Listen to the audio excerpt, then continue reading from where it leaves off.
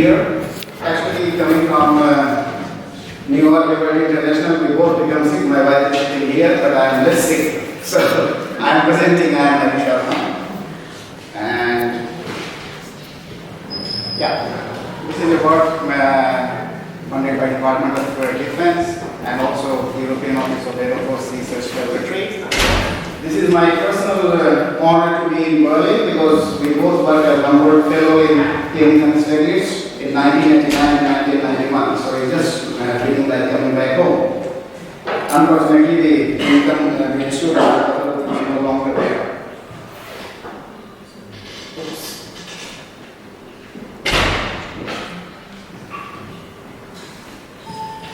Sorry, yeah.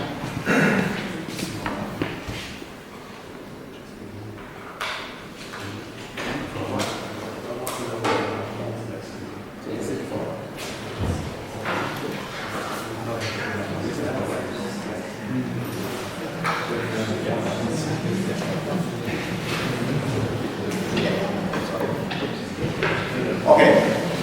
I have to tell you before that all the things expressed are mine. It has nothing to do with the government or any government I am working with.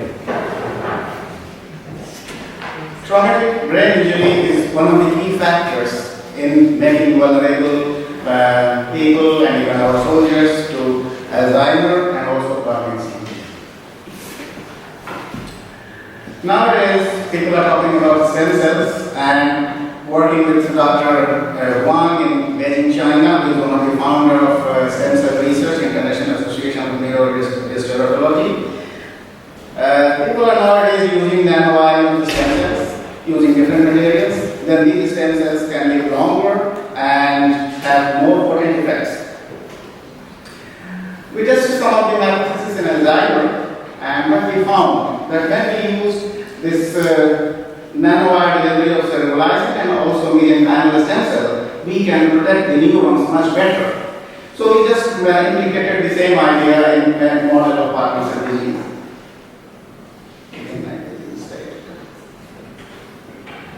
As you can see that this paper is published in 2016, that traumatic brain injury is one of the important factors in developing Parkinson's disease later. So we have a model approved by various organizations, this concussive brain injury, in which a metal is dropped on the head and this produces an impact.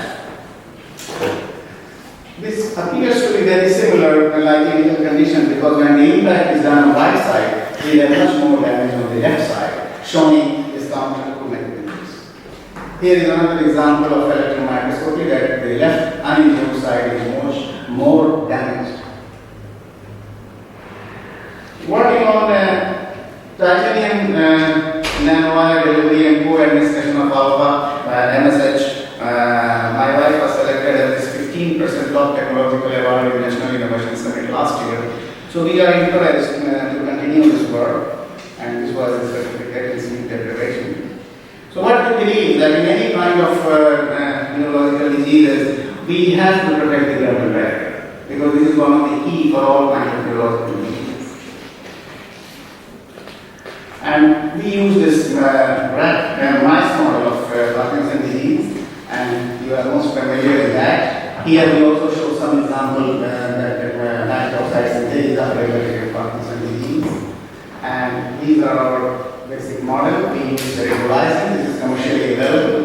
And this is a mixture of balanced composition of several neurotrophic factors and antipeptide fragments. These are US patent of delivery of cerebralizing, and you can deliver cerebralizing either using nanospheres or on nanofibers. You can see that this sustained release of cerebralizing can be administered intravenously for a longer time. So these are the parameters, and you can see that Parkinson's disease was developed using MPTP technique. Not anyone technique is ideal for clinical conditions, but we got some results, and I am showing this that there is a leakage of the blood-brain barrier that is much more higher, and you can see here that when we have delivered nanowires cerebralizing using nanofibers, we can reduce this. Also, the rotor, you see that the valvular functions were also much reduced. On the top of that is brain edema, but these gay bars are very high, but I can show you that brain edema was also reduced. Then we have measured some biochemical things, and you can see that Th positive cells were higher in nanovirus cerebralizing treated group. So as you can see the carboxylate and other biochemical parameters. And here then one of the important factors is alpha synuclein. When it is increased in Parkinson disease or even in some other neurodegenerative diseases, it is harmful or toxic. And you can see here that nanovirus cerebralizing delivery has also reduced itself in CSF as well as in substantia nigra and other brain areas. You can see that on the other side we have also elevation of neural gangliosides in phase, and that was also reduced by nanovirus cerebralizing. This is an example you can see here that it is untreated, and you can see that treated with nanovirus cerebralizing. Now the question comes, what happens when we have mild traumatic brain injury and then we use this MPTP toxicity? Look for green, and you can see that when this traumatic brain injury was applied Parkinson's disease model, the values of alpha-synuclein was high, much higher than the normal. And when we have combined with plasma stem cells and cerebralizing nanovirus delivery, they were significantly reduced. And one of the proofs are here. You can see that cellular changes in the cerebral cortex. This plasma stem cells, when delivered using nanovirus technique, we have much better neuroprotection than the plasma stem cells alone. So what we can see that nowadays is the time to have effective drug delivery, and there are literatures available telling that whenever any drug is delivered, it is good. By nanotechnology, it can have longer and superior neuroprotective effects. But by using nanodelivery, you cannot make a bad drug into a drug. These things must be important. And therefore, we believe that this is the way to combine certain drugs to test the hypothesis that how they are protected in real sense. These are my collaborators, and these are our supporters. And I am from Oxford University. Thank you very much for your kindness.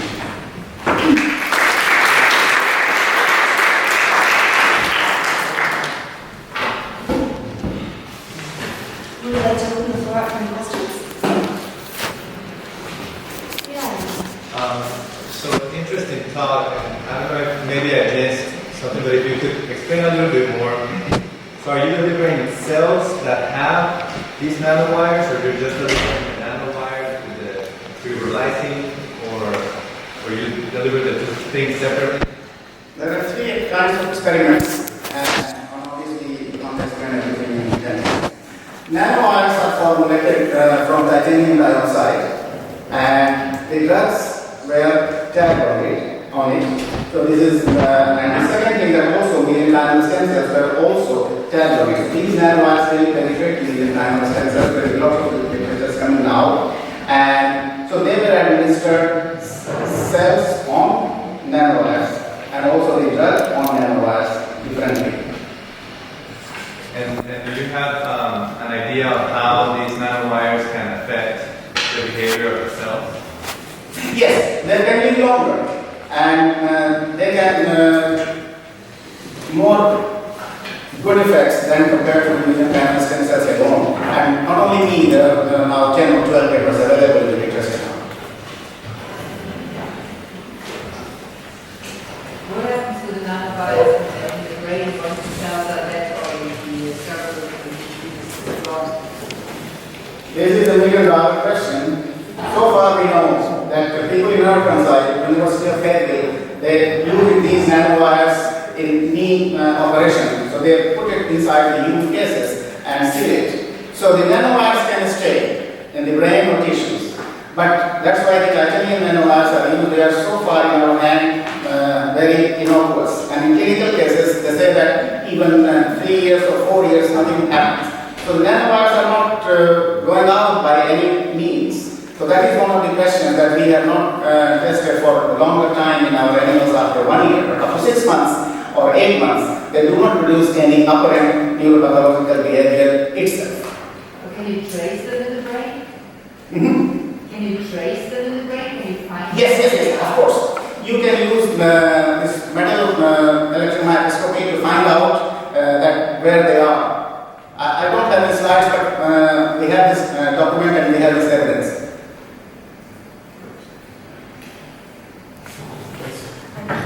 I'd like to know two things. One, why choose mild traumatic brain injury? Why you choose the minor severity?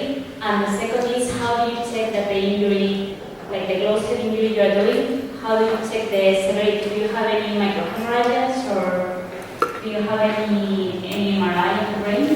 Just to have an idea what's the severity of the minor TBI. No, if I understood the question, can we grade the injury and do I have MRI data? Yeah, or any, like, let's say, any check of the severity of the traumatic brain injury that you're using. Yes. As I told you, this is 114.6 gram of weight is dropped from 20 centimeter high.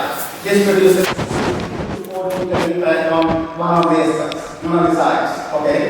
You can use different shape, different weight, and also different height. All these experiments were done, and what we can see that this is the case when we have an impact on rat skull or mice skull. It do not break the skull, because that is very important. And then we can see that graded evaluation of edema and leakage of blood-brain barrier over the course of 48 hours.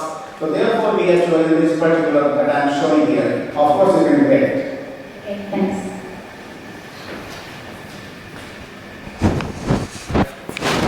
Yeah, one more question, please. Can you explain how you're delivering the cells? Do you do it intravenously or do you inject them directly in the site?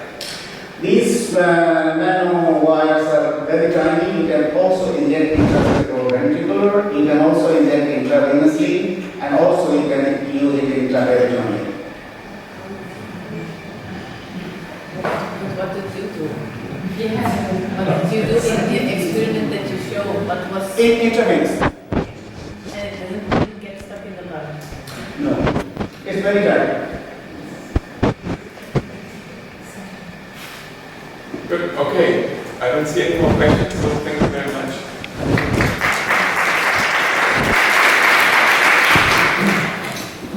So, live.